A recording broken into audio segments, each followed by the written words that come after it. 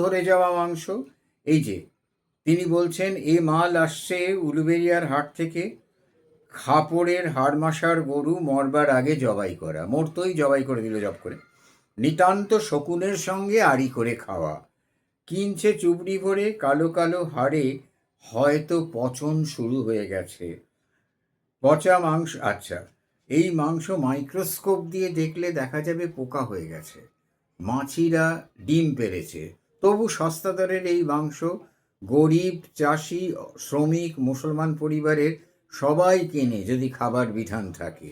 তারা রসুন পেঁয়াজ আদা লঙ্কা ঠেসে করুয়া করে কপালের ঘাম ঝরিয়ে এই হাড়মাসার মাংস চিবুতে চিবুতে শেষ পর্যন্ত অক্ষম হয়ে গিলে নেয়।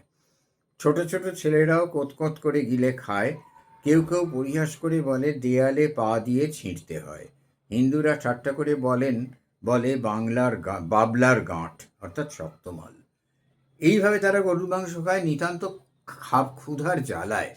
আর সেইটা এখন হিন্দুদের প্রতি একটা বিরূপতা দেখানোর জন্য যেন বিশেষ করে এই গরুর মাংস খাওয়ার রেওয়াজটা তৈরি হচ্ছে। আবার দেখুন, পরের একটা প্যারা বলছি। কমিউনিস্ট হিন্দু বন্ধুরা গোমাংস খাচ্ছেন। কলকাতা শহরে সংস্কারবিহীন অসংখ্য শিক্ষিত বুদ্ধিজীবী হিন্দু তরুণেরা শিক্ষাভাবের পরম ভক্ত।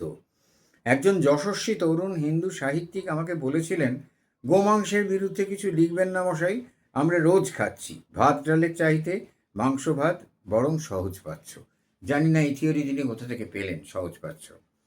আমি আতঙ্কিত হয়েছিলাম তাঁর কথায়, কেননা এরা নূতন খাইয়ে ভালো মন্দ বোঝেন না, চেনেন না।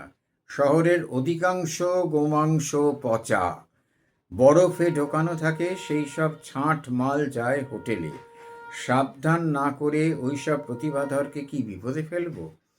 আধুনিকরাও খাচ্ছেন, ফলে ভালো টাটকা গোমাংসের দাম হয়েছে তখনকার দিনে 70 সালে 3 টাকা কেজি।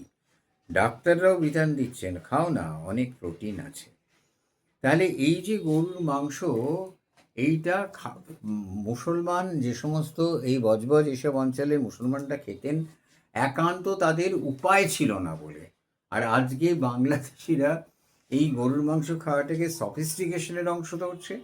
আমাদের হিন্দু কমিউনিস্ট বামপন্থী নেতারা গরুর মাংস খেয়ে প্রগতি দেখাচ্ছেন। এটার সঙ্গে প্রগতির কোনো সম্পর্ক নেই। পরিষ্কার মুসলিম প্রখ্যাত লেখকের মতামতটা আপনারা জানলেন। সব জিনিসটা একটা রাজনৈতিক ছেলে খেলায় পরিণত হয়েছে।